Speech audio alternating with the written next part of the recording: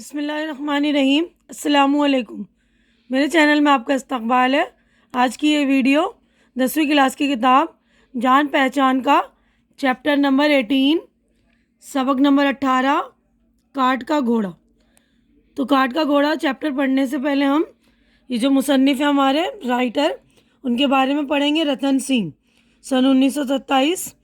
رتن سنگھ قصبہ داؤد، تحصیل نارووال، ضلع سیالکوٹ میں پیدا ہوئے۔ کہ مقامی اسکول میں میٹرک تک تعلیم پائی۔ تقسیم وطن کے بعد ہندوستان چلے آئے۔ سن 1962 میں آل انڈیا ریڈیو میں پروگرام ایگزیکٹو کی حیثیت سے منسلک ہوئے۔ اپنی ملازمت کے دوران انہوں نے جالندھر، بھوپال، لکھنؤ، جبل پور اور سری نگر وغیرہ شہروں میں قیام کیا۔ انہیں شروع سے افسانہ نگاری کا شوق تھا۔ طالب علمی کے دور میں کہانیاں لکھنے لگے۔ بطور افسانہ نگار ان کا نام بہت جلد مشہور ہو گیا۔ پہلی آواز، پنجرے کا آدمی، کاٹ کا گھوڑا اور پناہ گاہ ان کے افسانوی مجموعے ہیں۔ ان کے دو ناولیں در بدری اور اڑن کھٹولا ایک طویل سوانح نظم اڈبیتی اردو اور پنجابی میں شائع ہو چکی ہے۔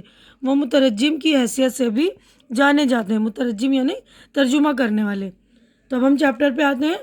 تو میں اس کی ریڈنگ کر دوں گی اور ایکسپلین بھی کر دوں گی، تو آپ لوگ سن لیجئے گا۔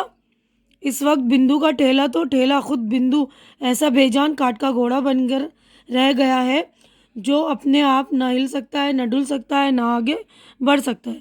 تو کاٹ کا گھوڑا جو ہے لکڑی کا گھوڑا ہوتا ہے نا، اس کو کہتے ہیں کہ وہ اپنے آپ ہل نہیں سکتا نا۔ اسی لیے بندو کی ہی وجہ سے اندھیر دیو کے تنگ بازار میں راستہ قریب بند ہو کر رہ گیا۔ ضرورت سے زیادہ بوجھ سے لدا ہوا بندو کا ٹھیلا سڑک پر چڑھائی ہونے کی وجہ سے رک سا گیا۔ رہ کر اگر چلتا بھی ہے تو جوں کی رفتار سے رینگتا ہے اور پھر کھڑا ہو جاتا ہے۔ اس کے پیچھے کاریں، ٹرک، بسیں، موٹر سائیکل، اسکوٹر، غرض یہ کہ سبھی تیز رفتار گاڑیوں کی لمبی قطار سی ٹھہر گئی ہے، اور انہی کے بیچ میں تانگے اور رکشے بھی پھنسے ہوئے ہیں۔ ان گاڑیوں میں بیٹھے ہوئے وزیر، ملک کے بڑے بڑے کارخانہ دار، کاروباری، سیٹھ، دفتروں کے افسر، دکاندار، وردیوں والے، فوجی اور پولیس والے، سفید کالروں والے بابو، عام آدمی، سودا سلف خریدنے کے لیے گھروں سے نکلی عورتیں، اسکول اور کالجوں کے بچے، ڈاکٹر، نرس، انجینئر، سبھی کے سبھی ٹھہر گئے ہیں۔ لگتا ہے جیسے بندو کی سست رفتار کی وجہ سے سارے شہر، بلکہ ایک طرح سے کہا جائے تو ساری دنیا کی رفتار دھیمی پڑ گئی ہے۔ یوں تو وزیر اپنی کار میں بیٹھا کچھ لوگوں سے گفتگو کر رہا ہے، لیکن بے چینی سے بار بار گھڑی دیکھ رہا ہے، کیونکہ کسی غیر ملکی وفد سے ملنے کا وقت قریب آ رہا ہے۔ اس کی سمجھ میں نہیں آ رہا ہے کہ آگے سے راستہ اس طرح بند کیوں ہو گیا ہے۔ اس کا ڈرائیور گھبرایا ہوا بار بار کار سے اترتا ہے، کچھ دور جا کر دیکھتا ہے اور پھر مایوس ہو کر گاڑی میں بیٹھ کر انتظار کرنے لگتا ہے۔ وہ لوگ جو کار میں بیٹھے وزیر سے باتیں کر رہے ہیں، دل ہی دل میں خوش ہیں کہ راستہ بند ہونے کی وجہ سے کار کھڑی ہے اور انہیں وزیر کے سامنے اپنی بات رکھنے کا پورا موقع مل رہا ہے۔ کارخانے دار اور کاروباری سیٹھ البتہ کاروں کی گدیوں پر بیٹھے بے چین ہو رہے ہیں۔ ان کے لیے ہر گزرے ہوئے پل کے معنی ہے لاکھوں کا گھاٹا۔ ریلوے کا ایک ڈرائیور بار بار اپنی سائیکل کا اگلا پہیہ اٹھا کر پٹک رہا ہے۔ پریشانی کی وجہ سے اس کے ماتھے پر پسینہ آ رہا ہے، کیونکہ جس گاڑی کو لے کر اسے جانا ہے، اس کے جانے کا وقت ہو چکا ہے اور وہ یہاں راستے میں قید ہو کر رہ گیا ہے۔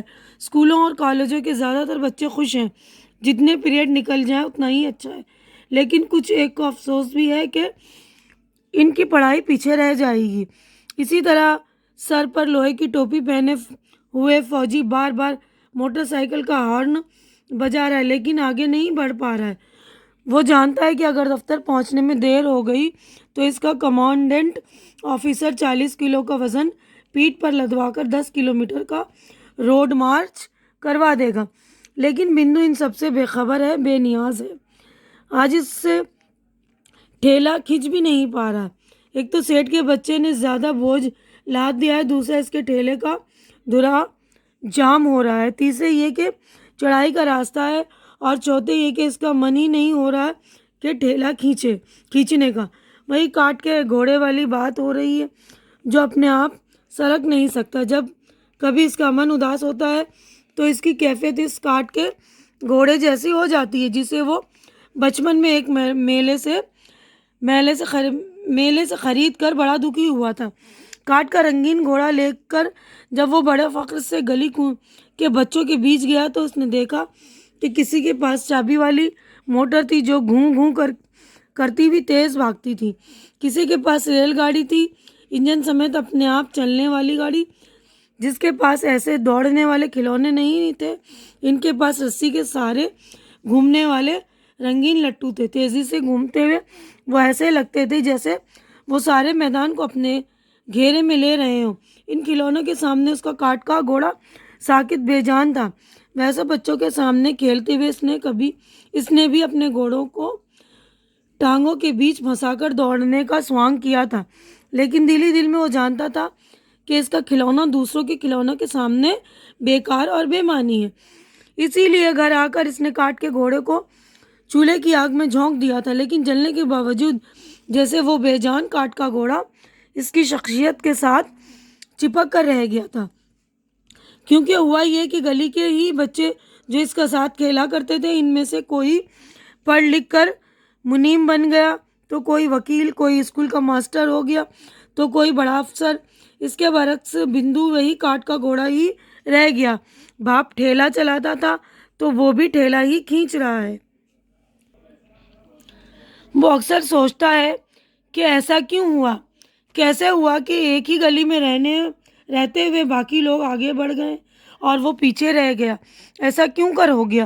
لیکن وہ سوچے بھی تو کیا، کاٹ کا گھوڑا بھلا سوچ ہی کیا سکتا ہے۔ لیکن آج وہی کاٹ کا گھوڑا یہی سوچ کر اداس ہو رہا ہے کہ اس کے 8-9 سال کے لڑکے چندو نے محض اس لیے اسکول جانا بند کر دیا ہے کہ وہ اس کے لیے ضرورت کی چیزیں جٹا نہیں پاتا۔ جب میں اپنی زندگی کی گاڑی ٹھیک سے نہیں کھینچ پاتا تو پھر اس ٹھیلے کے بوجھ کو کیوں کھینچوں۔ بندو سوچ رہا ہے۔ اس کے دل نے کہا کہ ٹھیلا جو پہلے ہی سرک نہیں پا رہا، اسے چھوڑ چھاڑ کر الگ کھڑا ہو جاؤں۔ اس کی ہمت پہلے ہی جواب دے رہی ہے۔ رہ کر اس کے دل میں خیال اٹھ رہے ہیں کہ ایک دن اس کے چندو کو بھی اسی طرح ٹھیلے کے بوجھ کو کھینچنا پڑے گا، اور اس خیال کے ساتھ اسے اپنی جان ٹوٹتی ہوئی محسوس ہو رہی ہے، اور اس کے لیے ایک قدم اٹھانا بھی دشوار ہو رہا ہے۔ لیکن اس کے پیچھے جو لوگ کھڑے ہیں وہ اتاولے ہو رہے ہیں، بار بار ہارن بجا کر اپنے غصے کا اظہار کر رہے ہیں۔ ان میں سے ایک اس کے پاس آیا اور بولا، بھیا جلدی کرو، تمہارے پیچھے پوری دنیا اٹکی پڑی ہے۔ اٹکی ہے تو اٹکی رہے، بندو جھنجھلا کر بولا۔ جو لوگ تیز جانا چاہتے ہیں ان سے کہو کہ میرے پیروں میں بھی پہیے لگوا دیں۔ بات تو ٹھیک کرتا ہے، کسی نے کہا۔ یہ کیسے ہو سکتا ہے کہ کچھ لوگ اتنے تیز ہو جائیں کہ وہ ہوا سے باتیں کرنے لگیں، اور کچھ کو اتنا مجبور کر دیا جائے کہ ان کے لیے قدم اٹھانا بھی دشوار ہو جائے۔ یہ سب باتیں گاڑیوں کے ہارن کی آوازیں اور لوگوں کے شور میں دبی جا رہی ہیں۔ کاٹ کے گھوڑے میں قدم اٹھانے کی ہمت نہیں، وہ آگے نہیں بڑھ پا رہا، اور اس کے پیچھے بھیڑ میں وہ وزیر رکا ہوا جسے کسی غیر ملکی وفد سے کسی مقررہ وقت پر بات کرنا ہے، وہ ڈرائیور اٹکا ہوا ہے جسے ملک کے کسی دوسرے شہر کی طرف ریل گاڑی لے جانا ہے، اسکول کے وہ بچے رکے ہوئے ہیں جو کل کے مالک ہوں گے، ڈاکٹر، نرس، انجینئر سب کے قدم بند کر رہ گئے، اور بندو کاٹ کا گھوڑا اندھیر دیو کے بازار میں اپنے ٹھیلے کے ساتھ کھڑا ہو گیا ہے، اور اس کے پاؤں بھی حرکت آئے تو زندگی آگے بڑھے۔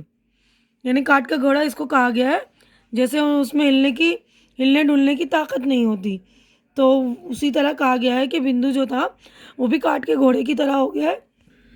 تو غصے میں آ کر جو بندو کہتا ہے نا کہ میرے پیروں میں بھی پہیے لگوا دو، یعنی میری بھی رفتار تیز کروا دو کسی طرح، ہے نا، ہمیں دنیا کی رفتار کے ساتھ ہی چلنی چاہیے، ہے نا۔ تو یہاں پر ہمارا چیپٹر ہو گیا مکمل۔ تو آج کی ویڈیو میں بس اتنا ہی، اگلی ویڈیو میں ہم مشق وغیرہ کریں گے۔ تو میری ویڈیو اچھی لگ رہی ہے تو اسے لائک کیجیے، جن بچوں کی ریڈنگ کمزور ہے ان بچوں کے درمیان شیئر کیجیے، اور میرا چینل سبسکرائب کیجیے، اور میرا چینل بھی ان کے درمیان سجیسٹ کیجیے، تاکہ میری حوصلہ افزائی ہو سکے۔ اللہ حافظ۔